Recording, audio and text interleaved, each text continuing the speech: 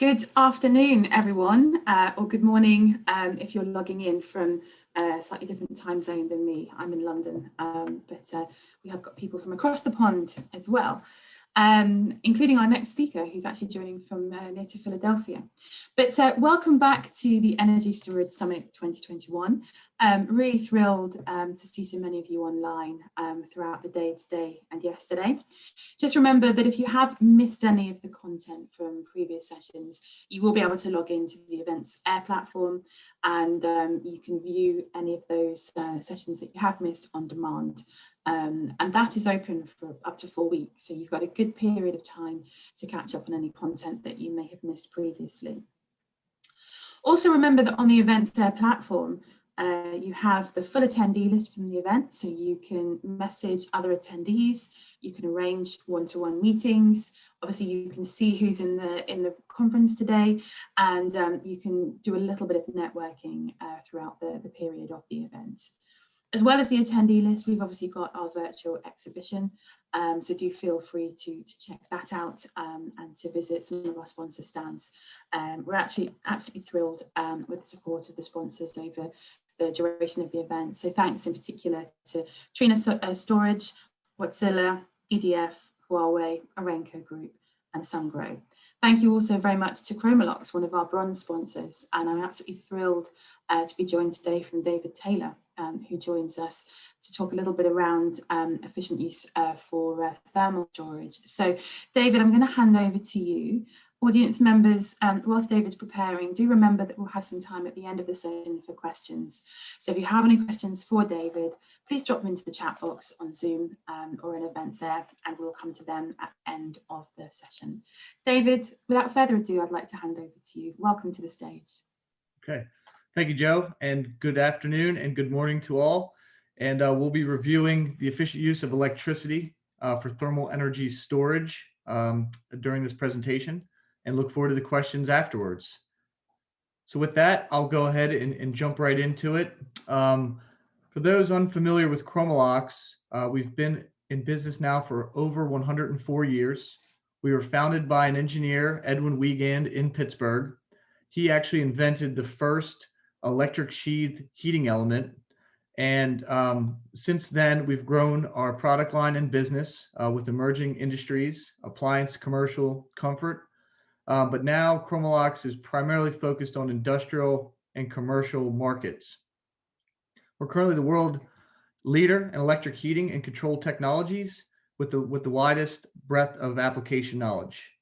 You can see there at the bottom right, just a screenshot of some of our facilities globally, and also support either with servicing and also engineering. 2017, we were acquired by Spark-Sarco, who's known as the leader globally in steam specialties. So we can combine electric heating with steam heating technologies to provide a complete thermal solution. And we're still headquartered in Pittsburgh today. So why are we here today? Well, the reason why we're here and Chromalox is talking about efficient electric heating is because the demand for sustainable heat energy sources has increased over the past few years. And reason why is the availability of low-cost renewable energy is now easily accessible and being able to be utilized for a wide variety of applications, including energy storage.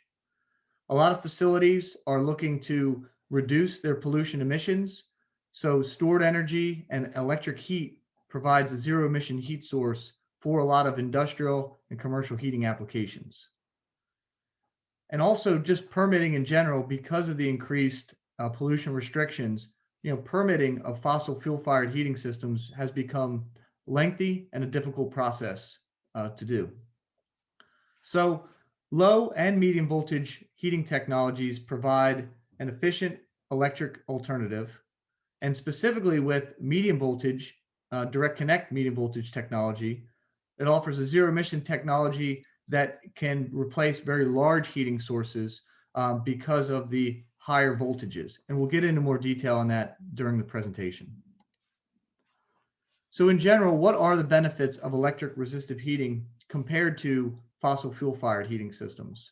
Well, you don't have a flame, so you have less safety concerns. There's also very minimal maintenance with electric resistance heating because there's no moving parts like you see with other heating technologies.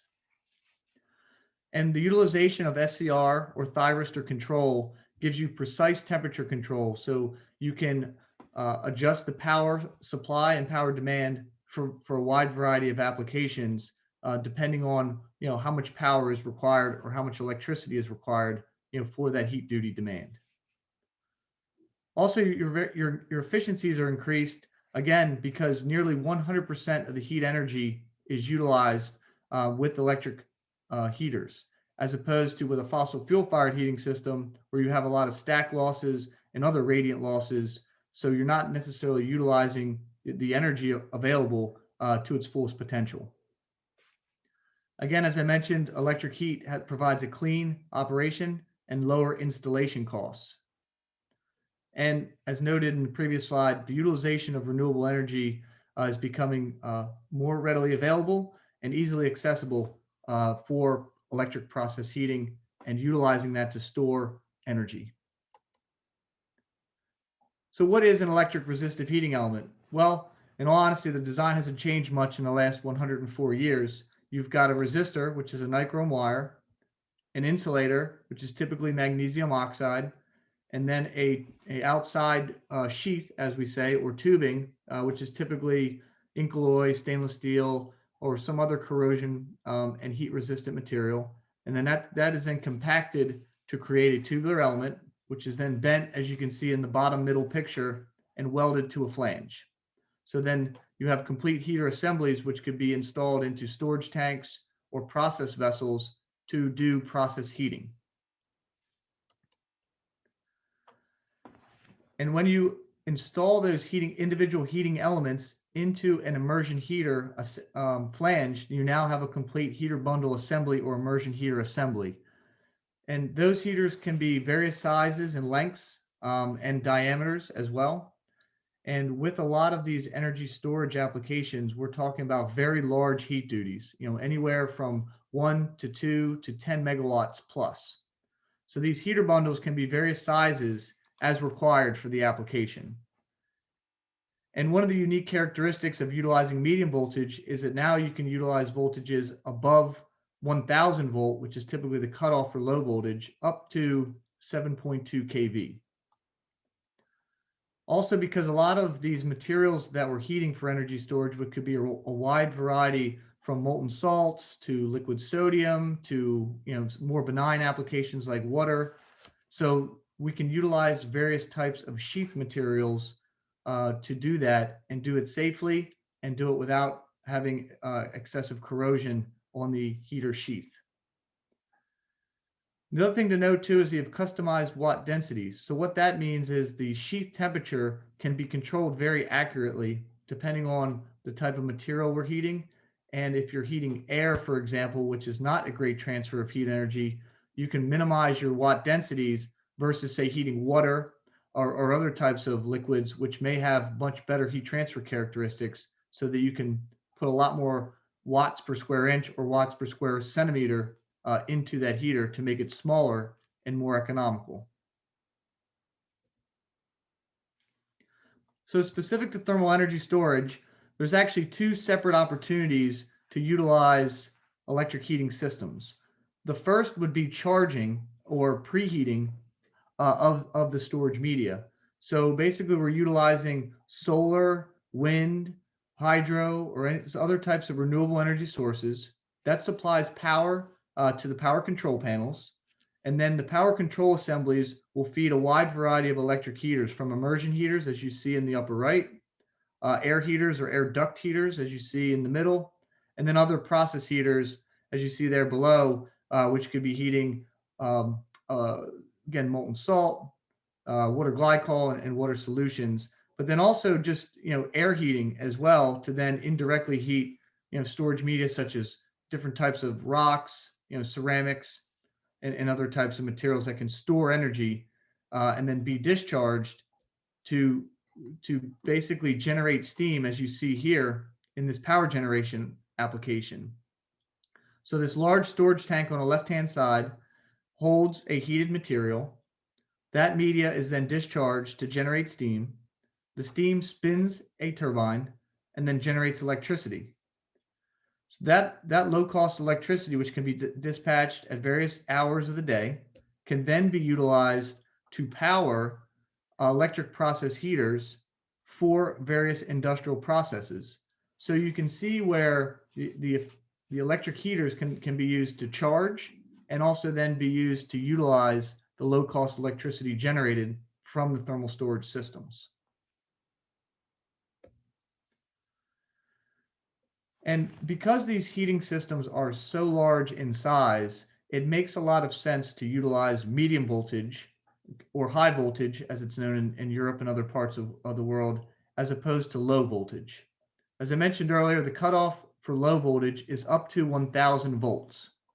Above 1000 volts, that would be medium or high voltage. And as I mentioned earlier, you're typically looking at operational voltages here in the United States at 4160 volt, and in Europe and elsewhere at 6.6 or 6.9 kV maximum. The utilization of electric heat for various process heating applications, again, is not new, but for many years, we've lived in a low voltage opportunity because that's what was only available up to approximately 10 years ago. And anything above 1 to 2 megawatts in size became very cost prohibitive to install. So it really forced customers to utilize fossil fuels. But the direct connect medium voltage technology, again, allows lower amperage because it's higher voltage and reduces the installation cost of the entire process heating system, for thermal energy storage and other applications as well. So for those familiar with low voltage, I wanted to do a comparison to show the difference between low and medium voltage. As I mentioned earlier, low voltage is up to 1000 volts. Medium voltage, again, the range of medium voltage by definition does go up to 69 kV, but that said, operationally, we're talking about 6.6 to 6.9 kV. The low voltage systems, mostly due to the I squared R losses that you see in the power control and switchgear, is around 95, 96% efficient, whereas the medium voltage systems are much more efficient because of less I squared R losses. By design, the low voltage elements are approximately half the diameter of a medium voltage heating element. But the benefit you get with the larger diameter and a larger sheath thickness of the medium voltage is you do get more corrosion resistant. And some thermal storage media is corrosive in nature. So that is also a consideration to take in when you're sizing and designing a process heating system for thermal storage. And also you see here that this is the high pot value that's per UL 1030 and also meets the IEC standards for international. And you can see that is also applied at medium voltage at 6.6 kV. So this ensures that you'll have, or pardon me, that you will not have premature dielectric breakdown in the field. So it is a reliable design element based on 100 years of low voltage technology. Similar to the low voltage technology, the medium voltage technology at Chromalox does also offer the same UL, CSA, ETL, ATEX, and IECEX type certifications. So for both non-hazardous and also electrically hazardous areas, these heating systems at both low and medium voltage can be installed. And on this second to bottom bullet point, this is really where the installation costs come into play. As I mentioned earlier, as your voltage increases, your amperage decreases, and that also significantly reduces your installation costs because you have less circuits, cabling, conduit, and installation costs to run all that power from the switchgear to the power control assemblies, and then from the power control assemblies to the process heating system. So the wiring costs go dramatically down, again, based on Ohm's law.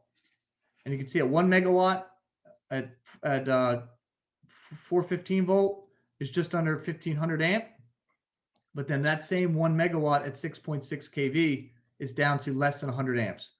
So a significant reduction in amp draw. And also, if you look at the control panels, while they're approximately the same size at a 1.4 megawatt, which is a single circuit type design for medium voltage, as the heating systems get larger, the medium voltage systems in their control panels come down significantly in size. So what that does, it also saves not only space in your electrical room, but also reduces cost comparison to the low voltage, control panels. So as I mentioned earlier, as you increase your voltage, you increase your efficiency. Again, the I²R losses are dramatically reduced as you go up in voltage.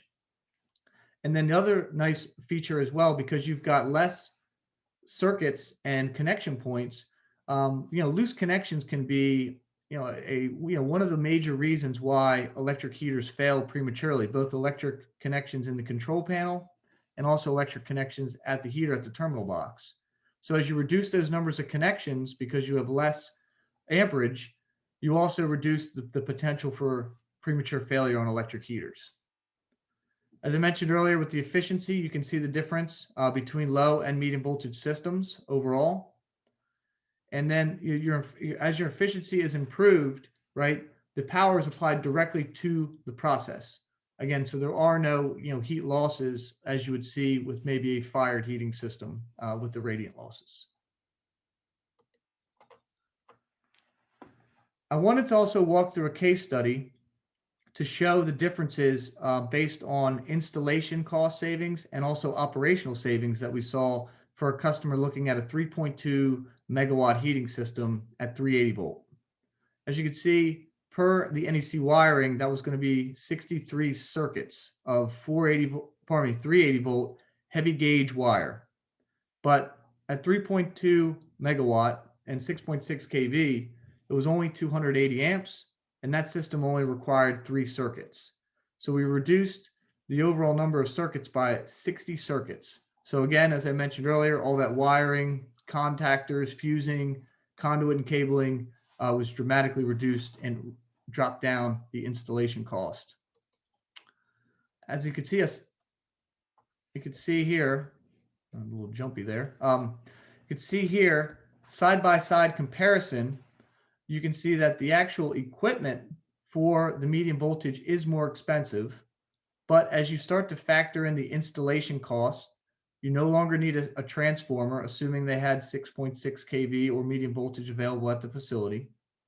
And then you can see the actual installation cost drop dramatically, whereas as you look at them side by side and you factor in the product and installation costs, the medium voltage 6.6 kV system actually comes in at half the overall cost of a low voltage 3 megawatt heating system. And then the cost savings for you as customers don't end there, just on the installation side. You've also got operational savings, again, because you've got less I²R losses. And then the maintenance savings, because you have less connections and less concerns for loose connections, your maintenance costs go down as well. So as you annualize that out over the cost of equipment, which is typically a 20-year life cycle of heating equipment, you can see that the overall savings for that customer was going to be approximately $5 million USD. And just to give you a snapshot of the wiring that you see, for a 500 kW heating system, you can see on the left the 4160 volt medium voltage wiring, much smaller in size and diameter than you see for a 480 volt low voltage wiring. So not only do you see the cost and saving of the number and weight from the copper savings alone, but just the physical installation of wiring of that gauge can be very difficult and very time consuming in the field. And as we say in the United States, a picture is worth 1,000 words. And you can see here, this is a different 2 megawatt heating system, but you can see the power feed is one single conduit for a 2 circuit, 2 megawatt design, very neat, very clean installation compared to this low voltage 10 megawatt heating system, which had 4 2.5 megawatt heater bundles. And you can see in the bottom 2 pictures the amount of cabling, cable trays, and then also wiring back to those step-down transformers, which were required to step the power down from medium voltage to low voltage. This system was supplied quite a few years ago before the medium voltage technology was available commercially, and the customer has since come back with additional systems that actually do now operate at medium voltage. So the cost savings, as I mentioned earlier, have been confirmed multiple times, by this customer and others. And the installation savings, once you start to go above, 500 kW, a megawatt in size, your installation savings with utilizing medium voltage, especially for some of these thermal storage systems, is something to consider, when designing your thermal storage systems. So now I'll open it up and toss it back to Joe for any questions that we may be able to answer here this afternoon for you. Hello, everyone, and thank you, David, for that presentation. That was really interesting and a good kind of roundup of what you're doing at Chromalox. For those of you who want to contact David directly, please take note of his email on the presentation. So we do have some questions in the back end. Audience members, if you have anything that hasn't already been put, or if you'd like to add a follow-up question, put your questions into the chat box, and we'll try and get through as many of those as we can. So number one, we have from, just bring the screen up here, from Dae-Yoon Cho, who asks, what's the degradation of thermal energy per hour until the electricity is used? Pardon me, Joe, you're breaking up a little bit there. What was the question again?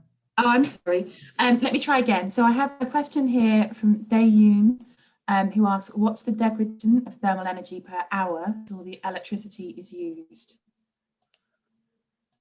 So degradation per hour. I guess in theory, right, the amount of power that you bring to the heater from a thermal efficiency standpoint is going to be 100%. So the amount of energy that goes from the immersion heater into the thermal storage media is nearly 100%.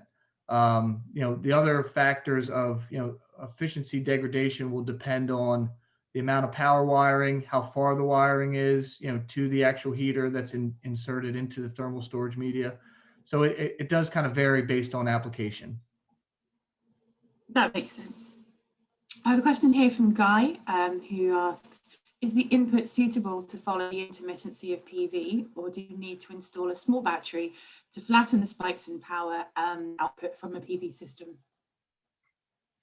Great question. And we do get that question quite often, because of the intermittent service of solar PV. So basically, if we can manage that power with our thyristor or SCR controllers. But obviously, as that power, supply reduces, so does our power to our heating elements as well.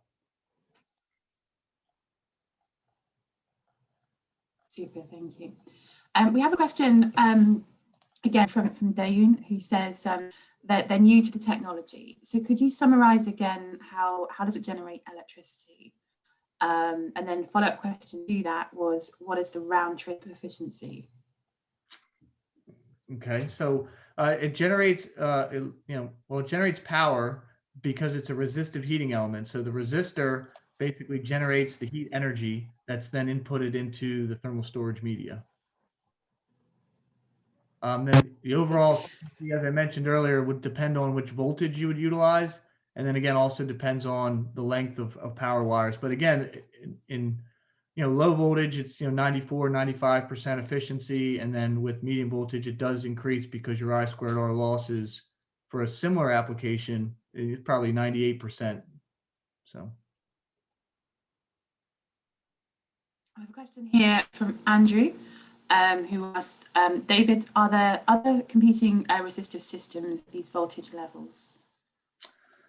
Well, what I can say is from our standpoint, there are not other resistive elements that go up to as high a level of voltage that Chromalox can provide. And again, we do conduct the same type of high pot and electrical tests and third-party certifications that we have compared to low voltage. So to my knowledge, no, not up to the voltages that we've talked about. That's super, thank you. And I don't see any other questions coming in through the chat box, but if you do have a question for David and you're in the audience, oh, I can see a follow-up. So he says, Andrew says, thanks. And he says, can you describe briefly a typical application, or are use cases very bespoke? Well, in reality, Andrew, the applications are pretty standard, right? It's air heating, it's heating, thermal fluids, hot water, but at this size, they are somewhat bespoke, right? Because historically, either they were fossil fuel fired heating systems, or in this case, right, you're utilizing available PV and renewable energy that wasn't available in the past. So the applications themselves are standard, but the size and design of them is a little bit bespoke for some of these newer renewable energy storage type applications. Sure. That makes sense. And now I'm seeing a flood of questions. So we have one from Dennis. He says, what's the maximum allowable process temperature for medium voltage? Again, another great question that we're asked frequently, and that does really depend on the voltage and the type of media we're heating, based on it, if it's heating air or heating water, again, based on their heat transfer properties. Very good. So I'm not seeing another question pop up, but we do have a moment if you wanted to ask a question. Whilst anyone who's wanting to get involved is furiously type, I will remind you that David and the other speakers from today, from yesterday, as well as the full attendee profile, is available to view on the event website. If you log into that and you have a look at the member hub, you'll be able to see the full attendee list. You can message other attendees, and you can arrange one-to-one meetings with them also. So do make use of that, because sometimes it's really nice to chat with someone face to face. We have here from Remy, who asks, how long can the energy be typically stored for? Great question, Remy, and that really depends on the type of storage vessel that it's in, right? How well it's insulated. So that doesn't necessarily apply to our electric heaters. So that would be more for the storage vessel manufacturer. Sure. Super, thank you, David. And I think that's probably around about all the questions that we have time for. But how refreshing to have a session around thermal storage and not just lithium ion, which certainly has its place, but it's interesting to explore other technologies that are sort of making strides out there. Yeah, no, and thank you for the opportunity. So, and thank you for all the questions as well. Thank you. And the audience who are joining us at next month's Energy Storage USA, joining again as a speaker, it will be a slightly different presentation. So do make sure that you log in to see that. But for now, thank you very much for joining us this afternoon, and look forward to catching up with everyone next week. Thank you very much, Dave. That was a great presentation. Thank you. Appreciate it. Thank you. Take care, everyone. Goodbye.